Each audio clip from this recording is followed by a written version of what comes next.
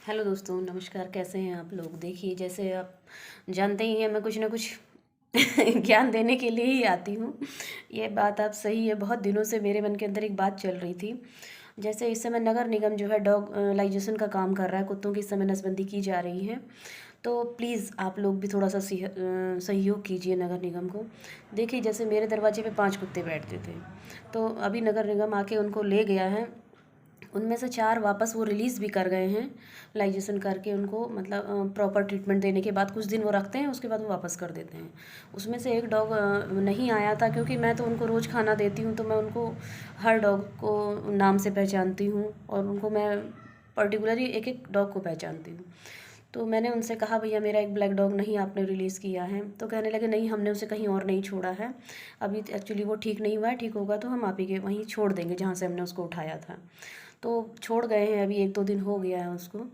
तो देखिए, जब हमारे स्ट्रीट डॉग हैं वो भी हम लोगों के परिवार का एक हिस्सा है।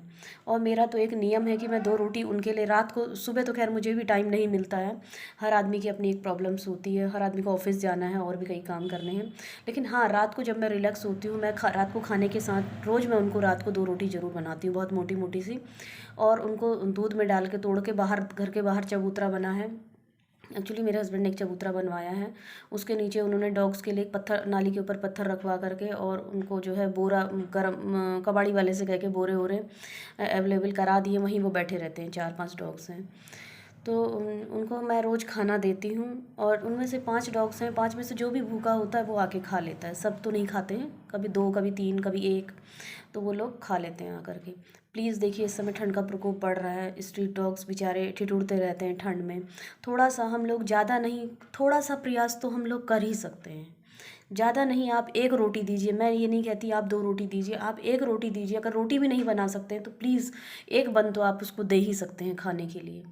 प्लीज़ जितना हो पाए। देखिए, जब हम लोग प्रकृति के लिए अपनी जेबों को खोलते हैं ना, तो प्रकृति हमारे ऊपर मेहरबानी करती है और हमारे घर में बरकत बढ़ती चली जाती है।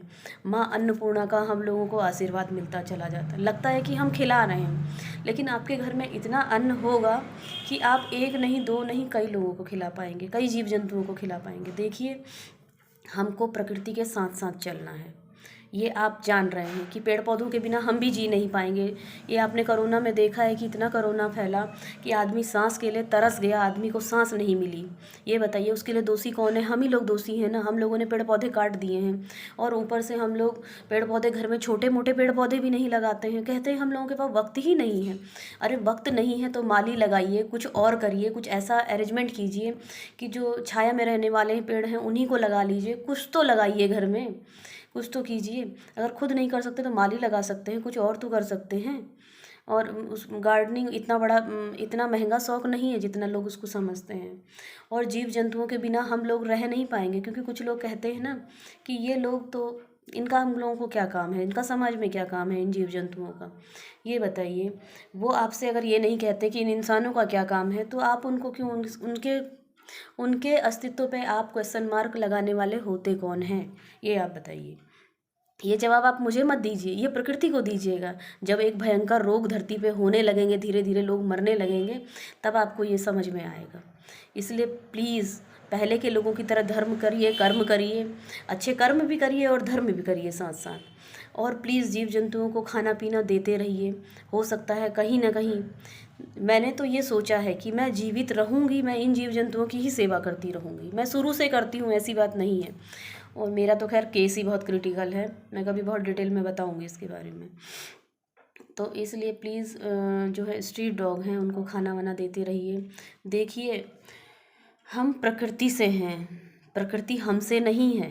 प्रकृति अपने आप में पूर्ण है, उसको हमारी आवश्यकता नहीं है, बल्कि हमको प्रकृति की आवश्यकता है। हम सांस के बिना नहीं रह सकते हैं। सूर्य की जो रोशनी है, ओजोन परत में जो छेद होने पे लगा है, अभी कुछ दिनों के बाद ऐसा होगा कि ये सूर्य की किरणें ना हमारी स्किन को जला देंगी। 36 तरह के अभी कैंसर शुरू हो जाएंगे। अभी तो प्रकोप बड़ा है प्रकृति का, अभी भी समझ जाइए, वक्त है। प्लीज़ थोड़ा सा सोचिए, अपने बारे में ही ना सोचिए, अपना ही घर ना भरिए। थोड़ा सा बाहर भी देखिए, जो ज़रूरतमंद है, जो जीव जंतु भूखे मर रहे हैं, थोड़ा सा, ज़्यादा नहीं। मैं ये नहीं कहती आप बहुत करोड़पति हैं, बहुत सारा खिलाइए उनको, जितना आपसे हो सकता है। 1 रुपये का दान कीजिए, 1 रुपये का उनको सामान खिला दीजिए। मैं आपसे हाथ जोड़ के रिक्वेस्ट करती हूँ, अगर आप ये चाहते हैं कि प्रकृति दोबारा से तांडव ना करे तो प्लीज़ सहयोग कीजिए।